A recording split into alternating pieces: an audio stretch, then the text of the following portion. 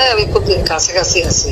জি আপা, আমি চট করে ঢুকে পড়তে পারি। তাকে কোনো নিরাপত্তা দেয়া হচ্ছে না। শেখ হাসিনাকে জিম্মি করে বাংলাদেশ নিয়ে নতুন ষড়যন্ত্র আঁটছে ভারত। দীর্ঘদিন ধরে গৃহবন্দী রয়েছেন ভারতে অবস্থানরত বাংলাদেশের সাবেক প্রধানমন্ত্রী শেখ হাসিনা। দেখা করতে পারছেন না নিকট আত্মীয়ের সঙ্গে, এমনকি দলের নেতাকর্মীরা চেষ্টা করেও পাননি এক নজর দেখার সুযোগ। এমন অবস্থায় নেতাকর্মীরা আশঙ্কা করছেন পর্যাপ্ত চিকিৎসার অভাবে ভুগছেন শেখ হাসিনা। তবে কি বিনা চিকিৎসায় শেখ হাসিনাকে মেরে ফেলার পায়তারা করছে ভারত? শেখ হাসিনার সাথে যারা ক্ষণিকের জন্য সাক্ষাতের সুযোগ পাচ্ছেন তাদের কাছে একাকী নিঃসঙ্গ জীবনের হতাশার কথার জানান দিচ্ছেন তিনি। প্রয়োজনে জেল জীবন মেনে নেবেন, তবুও দেশেই ফিরতে চান হাসিনা।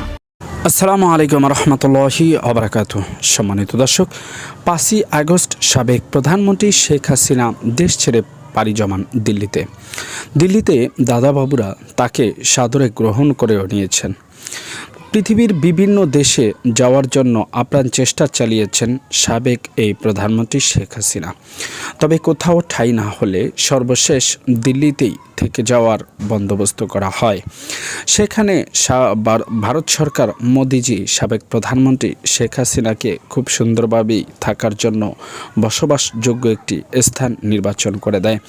সেখান থেকেই বিভিন্ন সময় লাইভে এসে কিংবা মোবাইলে নেতাকর্মীদের সাথে বিভিন্ন সময় বক্তব্য দিয়েছিলেন সাবেক এই প্রধানমন্ত্রী শেখ হাসিনা। তবে কেমন আছেন দিল্লিতে সাবেক প্রধানমন্ত্রী শেখ হাসিনা, কী সুযোগ সুবিধা দেওয়া হয়েছে তাকে, সেটি নিয়েই বিস্তারিত থাকছে আজকের ভিডিও। ধৈর্য সহকারে দেখতে থাকুন সম্পূর্ণ ভিডিওটি। এরকম নিত্য নতুন ভিডিও পেতে হলে অবশ্যই চ্যানেলকে সাবস্ক্রাইব করে পাশে রাখা বেল বাটনটি অন করে দিবেন। প্রত্যেক মুহূর্তের আপডেট নিউজগুলো পৌঁছে যাবে আপনাদের কাছে। তো দর্শক, সর্বপ্রথম আমরা জানবো যে শেখ হাসিনা কী সুযোগ সুবিধা পাচ্ছে সেখানে। দর্শক, শেখ হাসিনার সুবিধা বলতে কোনো রকমের সুবিধাই তিনি পাচ্ছেন না। নিজের দলের নেতাকর্মীদের সাথেও সাক্ষাৎ করতে পারতেছেন না নিজের আপন সন্তান সহ আত্মীয় স্বজন কারো সাথেই, কিংবা বাহিরেও তিনি অবাধে ঘোরাফেরা করতে পারতেছেন না। যেভাবে একটি রাষ্ট্র সরকার হওয়ার পরে তিনি অবাধে শান্তিতে ঘোরাফেরা করেছেন কিংবা নিজের মন খুশি মতন চলেছিলেন, সেই সব কিছু থেকে বঞ্চিত করা হচ্ছে সাবেক এই প্রধানমন্ত্রী শেখ হাসিনাকে। খবর পাওয়া যায় দিল্লি টাইমসের মাধ্যমে যে ভারতেই ভালো নেই সাবেক প্রধানমন্ত্রী শেখ হাসিনা, দেশেও ফিরতে চাচ্ছেন।